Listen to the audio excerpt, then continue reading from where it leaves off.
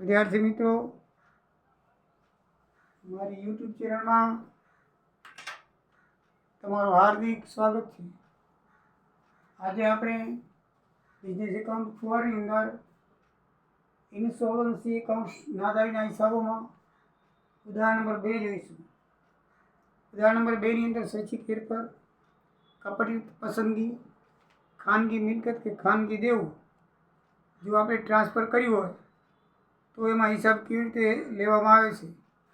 આપણે થિયરીમાં જોઈ ગયા હતા કે કપટ રીતે જો કરેલું હોય તો કેવી રીતે કરવું. તો તેની અંદર 3 મહિનાની અવધિ આપેલી છે. કેટલા મહિનાની? 3 મહિનાની. એ 3 મહિનાની અંદર જો તમે ટ્રાન્સફર કરો તો એ કપટયુક્ત લેખાશે, બરાબર છે. પણ 3 મહિના પછી જો ટ્રાન્સફર કરો તો તમારે કપટયુક્ત નહીં લેખાય. એટલે કે જ્યારે અરજી દાખલ કરવામાં આવે નાદારીની અરજી દાખલ કરીએ ત્યારે જો 3 મહિનાની અંદર એને ટ્રાન્સફર કરેલી હોય મિલકત કે દેવું કે કોઈ પણ, તો એ વેલિડ લેખાશે નહીં, હિસાબમાં લેવામાં આવશે. પણ 3 મહિના પછી જો ટ્રાન્સફર કરેલી હોય તો એ હિસાબમાં લેવામાં આવશે નહીં, બરાબર છે. તો આપણે જોઈએ એટલે ખ્યાલ આવી જાય. તો મિત્રો, અમૃત પટેલ છે ને 33,600 મૂડી ધંધો શરૂ કર્યો તો એની સ્ટેટમાં આવે શરૂઆતની બાકી. મિલકતમાં વધારો કરે એટલે 1/19 રોજ લખવાનું, મિલકત પર દેવાનો વધારો, શરૂઆતની બાકી લખવાની, શરૂઆતની બાકી. ધંધો મૂડી શરૂ કર્યો પછી દર વર્ષે એમ 5 વર્ષ સુધી નફો થયો. પહેલા વર્ષે 4,000, બીજા વર્ષે 3200, પછી 1,800, 1,400 અને 400. એમ 5 વર્ષનો નફો એ પણ આવક કહેવાય કે 10,800 ટોટલ. એ આપણે તૂટ ખાતામાં એચમાં લખશું, બરાબર છે. પછી છે 2,200નો ઉપાડ દર વર્ષે કરવામાં આવ્યો. તો 5 વર્ષ સુધી 2,200નો ઉપાડ કર્યો એટલે મૂડીમાં ઘટાડો. તો 2,200 × 5 સરેરાશ વાર્ષિક ઉપાડ કેટલો લખશું? 11,000. આ રકમમાં જે આપેલી છે પહેલાં લખી લઈએ આપણે, બરાબર. મૂડીમાં વધારો છે જમણી બાજુ, ડાબી બાજુ, અને મૂડીમાં ઘટાડો છે એ જમણી બાજુ તૂટ ખાતામાં લખાય છે. એ તમને ખબર છે, એમાં ઉધાર જમા હોતો નથી, ડાબી જમણી બાજુ હોય છે, બરાબર. ઘટાડો તો જમા બાજુ, વધારો તો ઉધાર બાજુ, બરાબર છે. પછી એમાં લખેલું છે, હવે આપણે જઈએ સ્થિતિદર્શક નિવેદન ઉપર. એમાં આપણે ABCD એ મુજબ કઈ કઈ જવાબદારીઓ છે જોઈ લીધું. એમાં બિન સલામત લેણદારો આવે. મિત્રો, બિન સલામત લેણદારો દાખલામાં 20,000 આપેલા છે, લખેલું છે. એમાં હુંડીમાં 3200 નકારાયું છે અને 3,000 મિત્ર લોન છે, 1,000 ખાનગી દેવું છે. એ ટોટલ 27,200 છે કુલ લેવા, અને આટલા પૂરેપૂરા ચૂકવવા પડે છે. કારણ કે બિન સલામત છે એટલે એની સામે કોઈ અક્ષામત નથી, એટલે પૂરેપૂરા ચૂકવવા પડે. એટલે આવશે જ નહીં, આપણા શું છે, આવશે જ નહીં પૂરેપૂરા. પછી સંપૂર્ણ સલામત, તો એ 4,000ના સંપૂર્ણ સલામત લેણદારો છે. એના પર ફ્રી હોલ્ડ મિલકત ગીરો મૂકી છે અને એની ઉપજ વધારે 16,000 રૂપિયા છે. મિત્રો, એની ઉપજ વધારે કિંમતમાંથી સંપૂર્ણ સલામત છે એટલે દેવી જ પડે આપણે, કારણ કે ગીરો મૂકેલી છે. એટલે બાકી વધ્યા રૂપિયા 12,000. કેટલા? 12,000. તો 12,000 છે ને સામે લઈ આવવા પડશે. વધે એટલે શું લઈ જાય? સામેની બાજુ. અહીંયા આપણે લઈ આવવાની. કઈ બાજુ લઈ આવવાની? આ બાજુ, બરાબર છે. આ બાજુ એટલે જમણી બાજુ. ક્યાં લઈ આવ્યા? અહીંયા લઈ આવ્યો. સંપૂર્ણ સલામત લેણદારોનો વધારો લિસ્ટ B માંથી લાવ્યા, અહીંયા લખવા પડે. આ બધી મિલકતો છે, આ બધા દેવાના છે. તો મિલકતો કેટલી થાય? એમાં આ મિલકત વધી આપણી 12,000. તો લખી દો વધારો બાકી સામે લઈ ગયા. સામે લઈ ગયા એટલે મિલકતમાં લઈ ગયા. ક્યાં લઈ ગયા? લિસ્ટ Eમાં લઈ ગયા. ક્યાં લઈ ગયા? લિસ્ટ Eમાં. જે વધારો વધ્યો હોય લિસ્ટ Eમાં લઈ ગયા એટલે આપણે કઈ 12.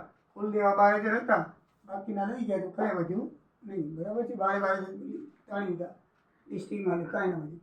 લિસ્ટ Eમાં પછી આ પૂર્ણ લેણદારો છે 12,000. એમાં ઉપજ આધારે પોલિસી છે એ 5,000 છે. કેટલી છે? 5. બાકીના 7,000 છે એ આપણે ચૂકવવા પડશે. 7,000 છે એ ચૂકવવા પડશે. લિસ્ટીમાં પ્રેફરન્શિયલ લેણદારો આવે એટલે સરકારી બધા કરવેરો પગાર બધી એ 480 છે એ આપણે સામે દર્શાવી 480 છેલ્લામાંથી બાદ કરશું. આજે લેણદારોથી 480 આપણી મિલકતમાંથી શું કરી દઈશું બાદ.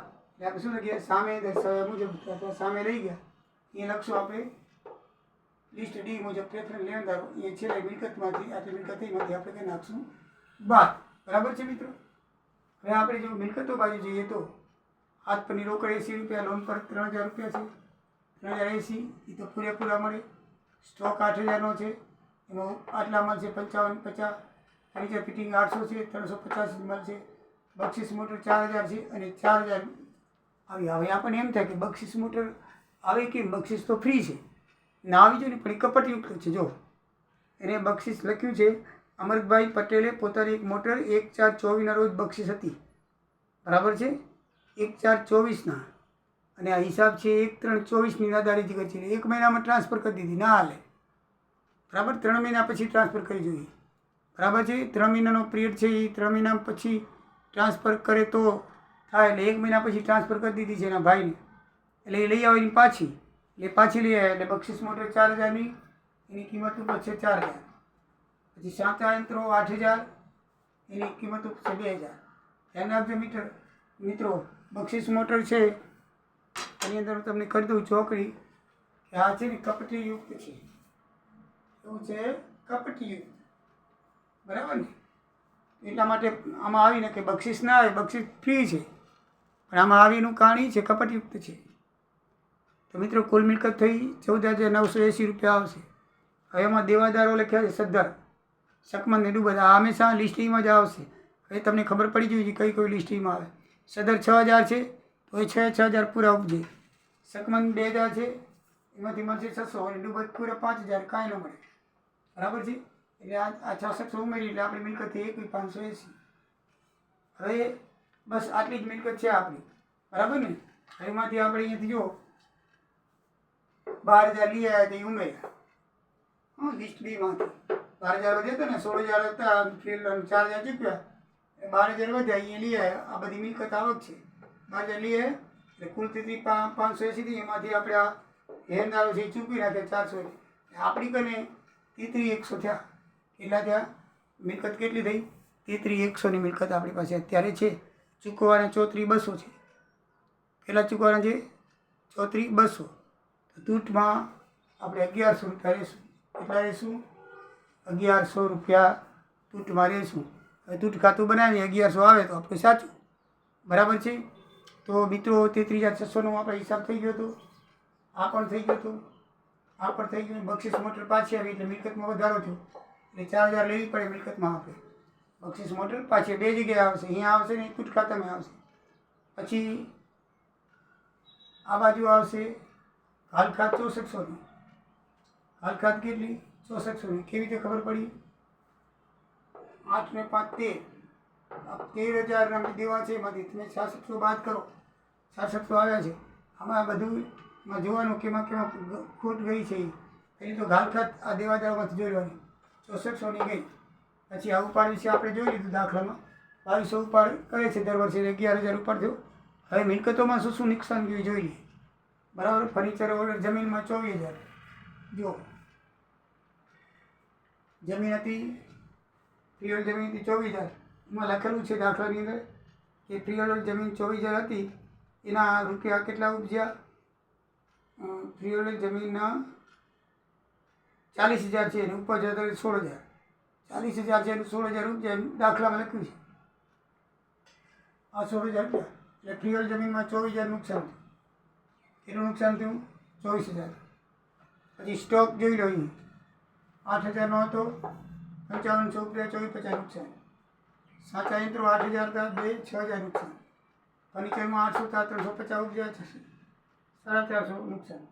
બરાબર છે. અને ખોટાવેલી ઊંડીમાં લખેલું છે 3200 રૂપિયાની છે છેલ્લે, તો એ પણ નુકસાન છે. ટોટલ 36,100 નુકસાન થયું. અને ખાનગી દેવું એ પણ ચૂકવવું પડશે 1,000, એટલે 1,000 એ આવશે. મિત્રો આ બાજુ 1,100 તૂટના લખી નાખેલું 54,500. બંને બાજુ મળી જાય છે, આપણો દાખલો સાચો છે.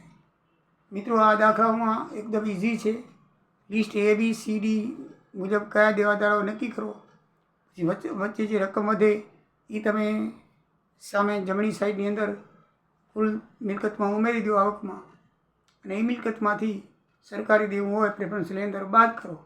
બાકીની તૂટ કહેવાય. એ તૂટ એ લિસ્ટ H મુજબ આવી જોઈએ. લિસ્ટ Hમાં આવક બધી ડાબી બાજુ અને જાવક બધી જમણી બાજુ લખવાની. એમાં શું લખવાનું હોય છે કે દાખલાની અંદર આપેલી એ છે, આપણે શોધવાની કઈ ગાલખાત, અને બીજી કઈ શોધવાની કે મિલકતોની જે ચોપડી કિંમતમાંથી ઉપજવા ધારેલ કિંમત હોય ને એમાંથી ડિફરન્સ છે એ લખી નાખવાનું.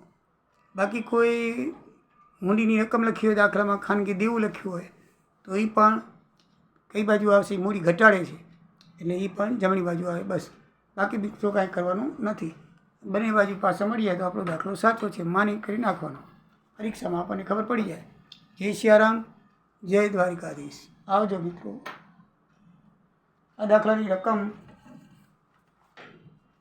તમે બતાવી દો. નાની ને સરસ મજાની છે. પછી મારે કરવી ન પડે.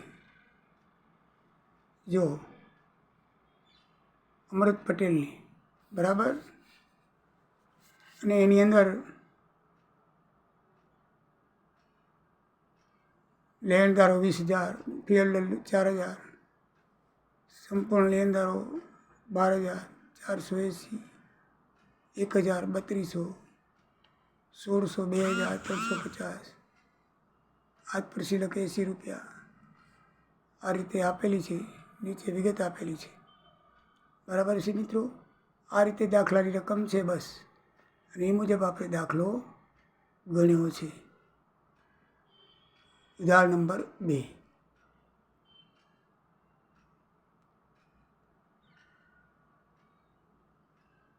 તો ચલો મિત્રો, આવજો.